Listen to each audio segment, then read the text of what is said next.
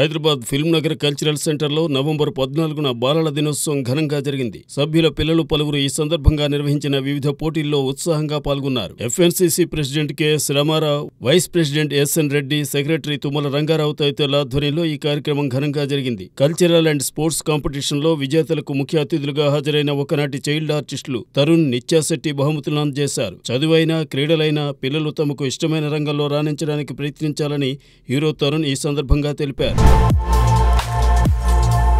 శ్రద్ధా శ్రీనాథ్, కిషోర్ ప్రధాన పాత్రలు పోషించిన సైన్స్ ఫిక్షన్ అడ్వెంచరస్ థ్రిల్లర్ కలియుగం 2064 అన్ని కార్యక్రమాలు పూర్తి చేసుకుని త్వరలో విడుదల కానున్న ఈ సినిమాను తెలుగు, తమిళ భాషల్లో కెఎస్ రామకృష్ణ నిర్మించారు. ఈ మూవీ ఫస్ట్ లుక్ ను ఇటీవల ప్రముఖ దర్శకులు మణిరత్నం ఆవిష్కరించి చిత్ర బృందానికి శుభాకాంక్షలు తెలిపారు.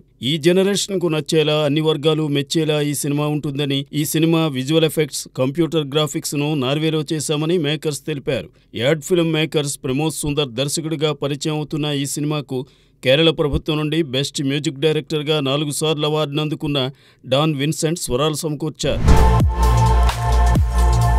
నవంబర్ 14న పాన్ ఇండియా స్థాయిలో విడుదలైన కంగోకు మంచి ఓపెనింగ్స్ వచ్చాయని, కలెక్షన్స్ సంతృప్తికరంగా ఉన్నాయని నిర్మాతల్లో ఒకరైన కేఈ జ్ఞాన్వేల్ రాజా తెలిపారు. ఈ చిత్రానికి పనిచేసిన నటీనటులు, సాంకేతిక నిపుణులకు మంచి గుర్తింపు వచ్చిందని ఆయన అన్నారు. అయితే కంగువా 2లో దీపికా పదుకొనెను నాయికగా తీసుకుంటున్నామని జరుగుతున్న ప్రచారంలో నిజం లేదని ఆయన చెప్పారు. సీక్వెల్ వర్క్ ఇంకా మొదలు కాలేదని, దర్శకుడు శివ అజిత్తో ఓ సినిమా పూర్తి చేయాల్సి ఉందని, ఆ తర్వాతే కంగువా 2 మీద వర్క్ చేస్తామని తెలిపారు. కార్తీతో తాను ప్రస్తుతం నిర్మిస్తున్న వాతియర్ మూవీ రిలీజ్ జనవరి చివరిలో లేదా ఫిబ్రవరిలో ఉంటుందన్నారు.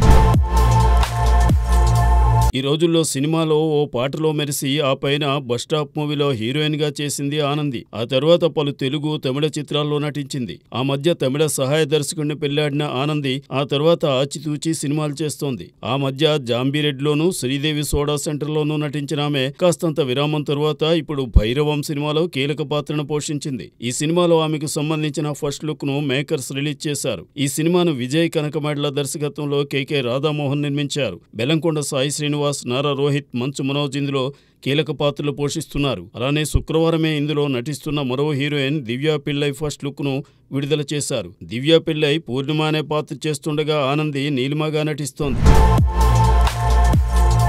వరుస పరాజయాలతో సతమతమవుతున్న కిరణ్ అబ్బవరంకు కా మూవీ కొత్త ఊపిరి పోసింది. వైవిధ్యమైన కథా కథనాలతో తెరకెక్కిన కాను తెలుగు ప్రేక్షకులు హృదయానికి అత్తుకున్నారు. దాంతో ఈ సినిమా 2 తెలుగు రాష్ట్రాలతో పాటు ఓవర్సీస్లో విజయపథంలో సాగుతోంది.